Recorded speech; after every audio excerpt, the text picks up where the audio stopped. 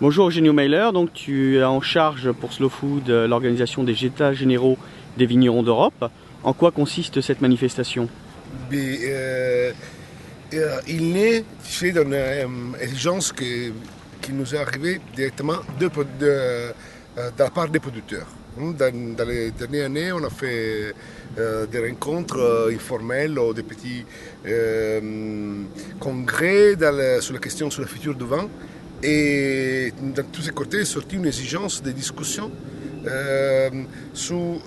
discussion dans laquelle soit les producteurs prennent la parole et pas simplement les académiciens ou les cadres politiques ou syndicaux des producteurs.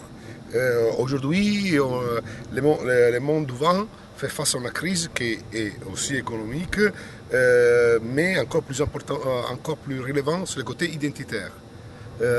Qu'est-ce que c'est le vin, qu'est-ce que sera le vin dans 10 ans. Et que donc on cherche de standardiser les produits pour les rendre plus simples, plus faciles à comprendre et plus faciles à faire du marketing. Ça c'est une réaction classique face à toutes les crises, mais dans la réalité, pour une association comme Slow Food qui s'occupe d'agriculture, il connaît très bien les risques qu'implique ce choix. Parce que ça signifie faire devenir les vins en commodity, un produit agricole banal, très lié à les choix du marché, des grands marchés, donc très lié à la délocalisation de la production, à la standardisation de la production, et tout, et avant tout, lié à des choix qui sont complètement exogènes, respectent à la volonté des producteurs ou à la volonté des consommateurs. Aujourd'hui, sur la qualité d'un café, les producteurs et les consommateurs, ils ont peu à dire. Ils ne peuvent pas intervenir. La possibilité de choix soit très limitée. Les risques pour les vins, c'est une situation similaire. Donc, la première raison de cette rencontre, c'est affirmer que le modèle européen du vignoble, il a sa force historique et c'est encore le seul moyen pour préserver les vins comme produit culturel. Et que dans un marché où tous les produits seront identiques, les produits européens ils seront beaucoup plus faibles parce qu'ils ne seront pas capables de faire d'économies d'échelle au niveau économique ou des pays avec des extensions territoriales plus larges et avec des coûts fonciers plus bas, ils sont capables de faire.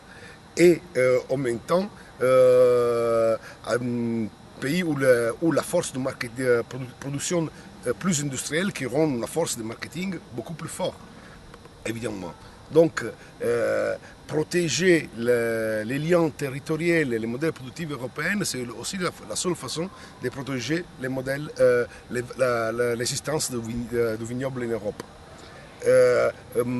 Slow Food il organise cette rencontre pas pour donner la ligne politique aux vignerons, mais plutôt parce qu'on est convaincu que les vignerons, ils sont déjà, qu'est-ce qu'il faut faire, mais simplement, ils n'ont pas eu la chance d'être écoutés. La situation du vignoble européen aujourd'hui, il est difficile, mais il est plein de beaux exemples vertueux de comment on peut sortir, on peut faire face aux défis de la globalisation, sans pour ça arriver à faire un produit complètement standardisé. Et aujourd'hui, je pense que c'est aussi très important reconnaître l'importance aux producteurs. Il y a l'ensemble des producteurs, ils sont très forts. À côté, si on veut, de cette lien avec les terroirs, il y a les meilleurs producteurs d'Europe. Ceux qui ont été capables de faire face à la globalisation. Donc, tout seuls, ils sont bien sûr faibles, mais ensemble, ils sont l'exemple gagnant.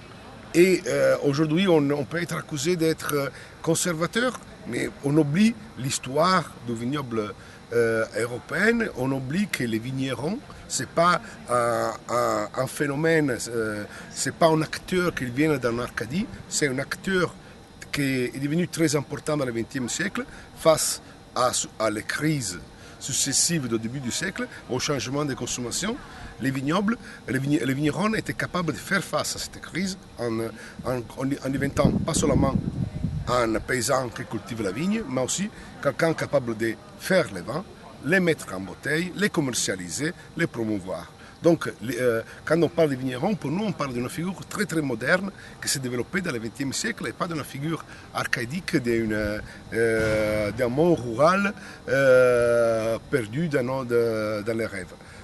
Alors, les vignerons, tu as dit qu'ils pouvaient être plus forts s'ils étaient ensemble. Maintenant, il existe, pour prendre simplement le cas de la France, de nombreuses associations entre les vins bio, les vins naturels, les vignerons dans nos appellations. Comment envisagez-vous de rassembler ces gens-là? Alors, en évitant de faire un parlement de l'association des vignerons, donc chacun des vignerons participera à titre personnel. Bien sûr, les exposants de cette association ils seront invités, mais ils parleront comme à leur nom et pas au nom de l'association. Et d'autres choses, l'association a un élément identitaire très fort. Il a une ligne politique qui veut qu'elle couvre toute la question du vin, donc des choix biodynamique, pas de soufre, révision et amélioration des AOC, des appellations d'origine contrôlée. Cette rencontre, c'est une rencontre qui veut déterminer 5, 6, 7 éléments communs, des éléments communs, en lançant toute la richesse des différences, de la réalité vigneronne européenne se développer. Simplement, aujourd'hui, on a l'expérience de Terra Madre, on sait très bien qui, si on ne cherche pas d'imposer une hégémonie d'un groupe plutôt qu'un autre, tous les groupes trouveront et tous les discours trouveront leur place. Je suis convaincu que la force du vignoble européen, c'est le fait qu'il y a beaucoup de tendances, beaucoup de questions, beaucoup de références et beaucoup de réponses différentes. Il n'y aura jamais une réponse seule à cette crise. Il n'y aura pas un modèle de vin du futur défini. Il y aura plusieurs modèles et plusieurs expériences. Donc cette question, cette différence entre les points de vue des vignerons, c'est plutôt une richesse. C'est très similaire à les différences qu'on aime soutenir des vins. Comme on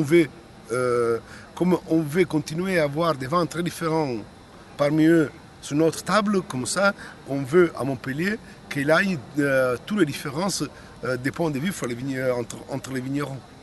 Donc merci Eugenio, et puis rendez-vous à Montpellier les 14 et 15 avril 2007. À bientôt.